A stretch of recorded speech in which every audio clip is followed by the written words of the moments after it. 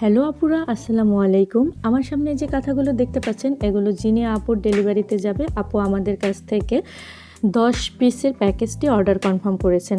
আপুর কাঁথাগুলো এখন আয়রন করে নিব, ভাবলাম সেই সাথে আয়রন করতে করতে আপনাদের কাছে কিছু ইম্পর্ট্যান্ট কথা শেয়ার করি।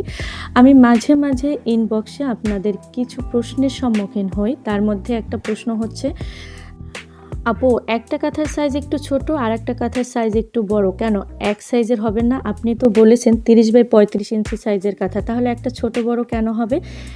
আসলে আমাদের কিছু কাঁথা আপনাদেরকে ধুয়ে দেওয়া হয়, যেগুলো আমরা ডাইসে প্যাটার্ন তৈরি করে কাঁথাগুলো রেডি করি, আর বাকি যেগুলো হাতে আর্ট করি ওই কাঁথাগুলো অনেক সময় ধোয়া হয় না, কারণ ওই কাঁথাগুলো ওইভাবে ময়লা হয় না, কোনো ধরনের কোনো দাগ থাকে না, যার কারণে আমরা এগুলো ধুয়ে দেই না। না ধুয়ে দিলে হয় কি, কাপড়টার গ্লেসি থাকে, দেখতে অনেক বেশি সুন্দর লাগে, যার কারণে আপনারা ডিজাইন পছন্দ করে নিচ্ছেন। সেই ক্ষেত্রে একটা কাঁথা দেখা গেল ধুয়ে দেওয়া, আর একটা কাঁথা দেখা গেল ওটা ধুয়ে দেওয়া হচ্ছে না। সেই ক্ষেত্রে কাঁথার সাইজ একটু 19-20 হয়, একটা ছোট বড়। আবার অনেক সময় কাপড় কাটতে গেলেও, আবার অনেক সময় ডিজাইনটা ভারী হলেও কিন্তু কাঁথার সাইজ একটু 19-20 হয়।